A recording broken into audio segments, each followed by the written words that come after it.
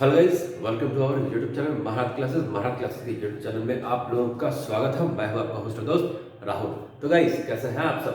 उम्मीद करता हूं अच्छे होंगे। तो जैसा कि आप सभी को पता है कि एग्जाम्स, अपकमिंग जो भी एग्जाम्स हैं टिल मंडे है ना, टिल संडे तक का सब कैंसिल हो चुका है। इट मीन्स कि आज का और कल का पेपर कैंसिल हो गया है। अब जो भी पेपर होंगे वो मंडे से होंगे। ओके, तो आपके पास एक अच्छा अपॉर्चुनिटी आ गया है। कुछ दिन और आपको ग्रेस मिला है, ये बोनस डेज है जिसमें आप और बेहतर तैयारी कर सकते हैं और बेहतर आप अचीव कर सकते हैं। तो जैसा कि आपको पता है कि हर रोज कुछ न कुछ मैं टॉपिक लेकर आ रहा हूं आप लोगों के लिए, जो कि सीटेट में काफी अनिवार्य है। उसी क्रम में मैं आज जो टॉपिक लेकर आया हूं उसका नाम है वेन हीले। वेन हीले का ज्यामितीय समझ। यहां पर आप जानेंगे कि वेन हीले ने ज्यामिति की समझ के लिए, बालक ने ज्यामिति की समझ के लिए कौन कौन सी बातें बताई, कौन कौन सा स्टेज बताया, है ना, कौन कौन सा लेवल बताया।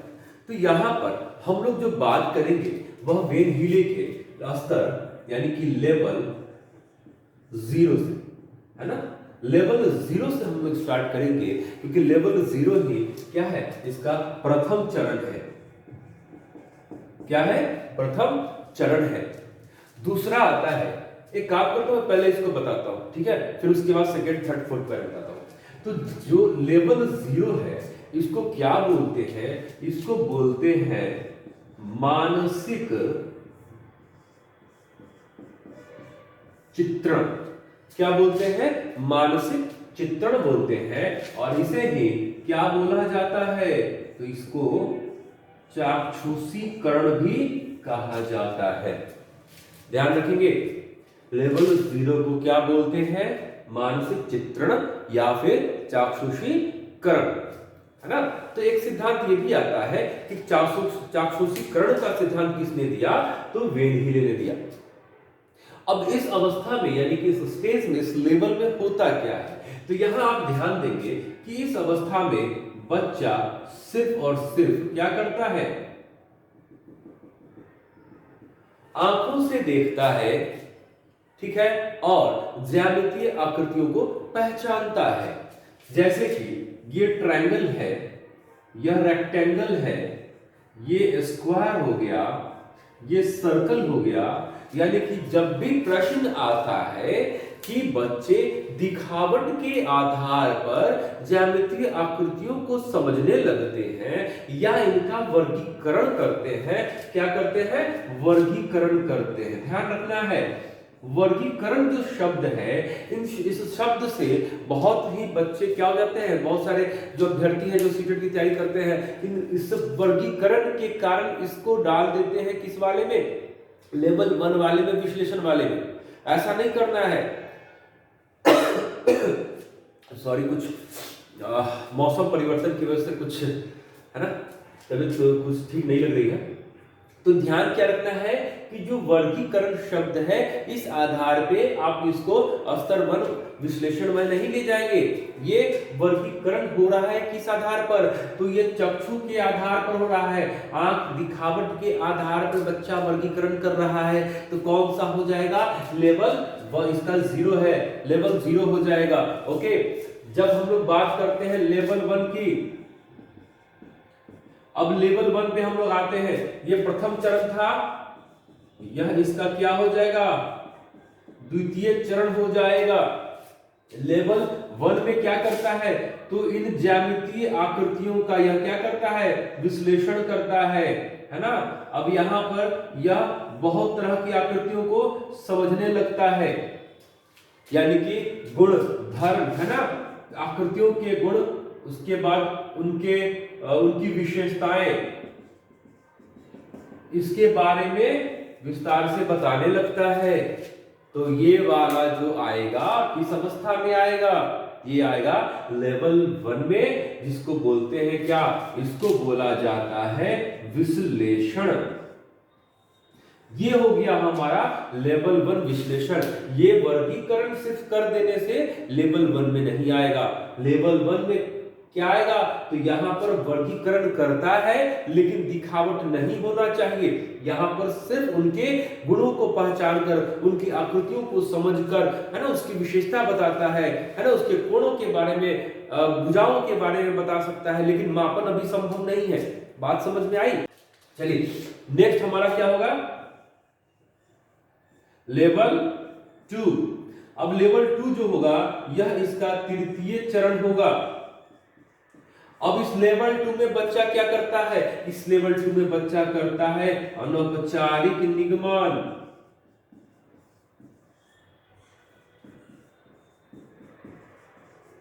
अब अनौपचारिक निगमन में बच्चा क्या कर रहा है, यहां पर बच्चा किसी भी प्रकार के प्रमाणिक इकाइयों का इस्तेमाल नहीं करता है, प्रमाणिक माप का इस्तेमाल नहीं करता है। न तो यहाँ स्केल के बारे में बच्चा समझता है, न ही पैमाने के बारे में समझता है, न ही टेप के बारे में समझता है ना। यहाँ पर जो मापन की प्रक्रिया होती है वह अनौपचारिक रूप से होती है। जैसे कि यहाँ पर बच्चे यूज करते हैं बलिष्ठता। बलिष्ठता हथेली से मापी जाती है ना। ये बलिष्ठता हो गया, ये वाला हम लोग कहते हैं भाई, एक बलिष्ठता हो गया, दो बलिष्ठता हो गया, ये हमारा क्या हो गया, बलिष्ठता हो गया। बोलचाल की भाषा में इसे वृत्ता भी कहा जाता है, ध्यान रखेंगे। बलिष्ठता हो गया, फिर डंडे के सहारे से, फिर रस्सी के सहारे से अगर इसको मापते हैं तो यह अप्रमाणिक इकाई है मापन की, और इस अप्रमाणिक मापन की इकाई का इस्तेमाल करते हैं बच्चे किसमें, अनौपचारिक निगमन में। उसके बाद बात करते हैं हम लोग लेवल 3 की। ध्यान रखेंगे, लेवल 3 की अगर हम लोग बात कर रहे हैं तो लेवल 3 में आता है औपचारिक निगमन।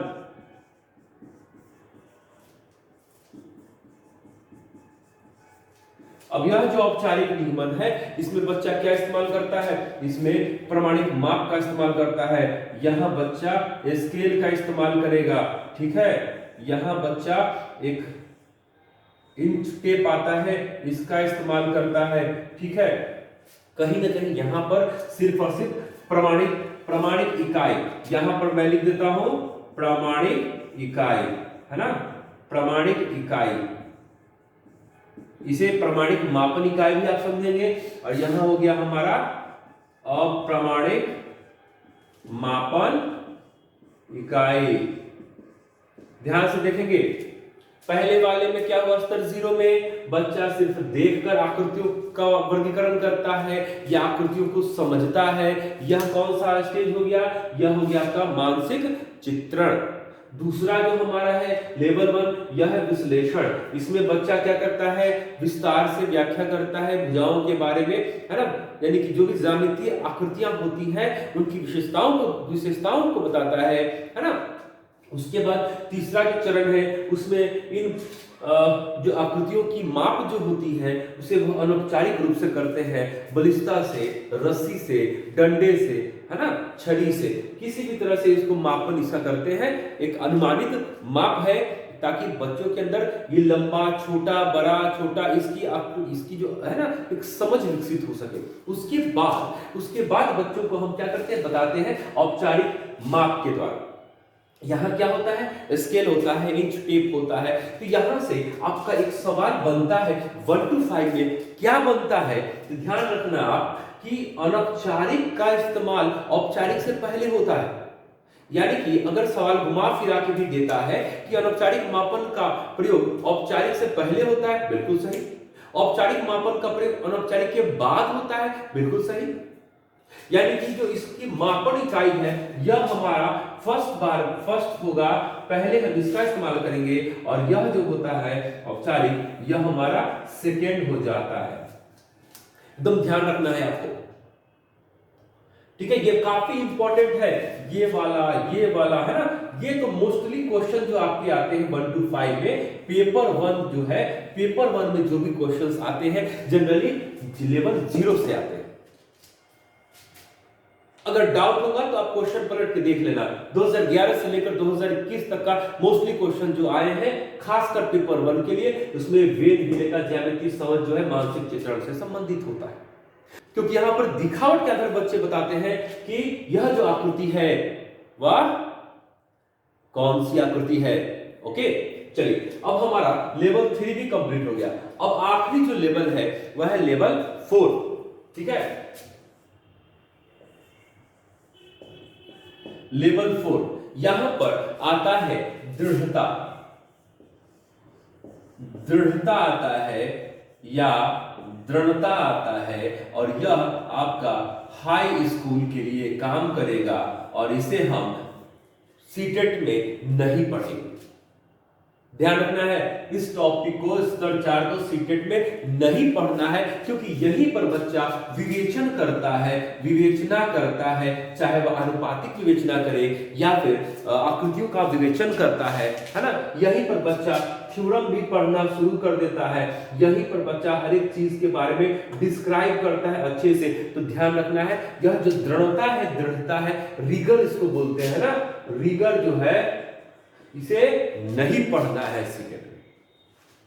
आपको कहां से मतलब रखना है, बस आपको मतलब रखना है 1 2 3 4, और मोस्टली क्वेश्चन पेपर 1 के लिए इससे आते हैं, और ज्यादा से ज्यादा आप यही 2 चरण पढ़ेंगे पेपर 1 के लिए, और पेपर 2 के लिए आप उन 4 चरणों को पढ़ लेंगे। आपका वेन हीले का एक क्वेश्चन भी नहीं छूटेगा।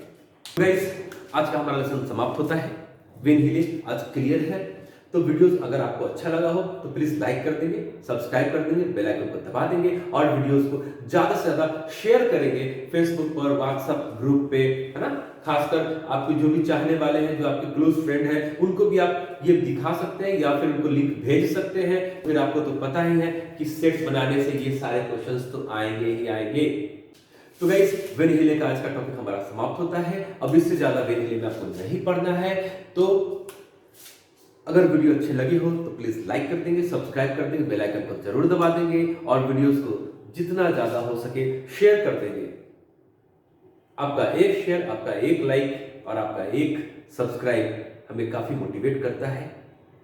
तब तक के लिए goodbye, best of luck, have a nice day.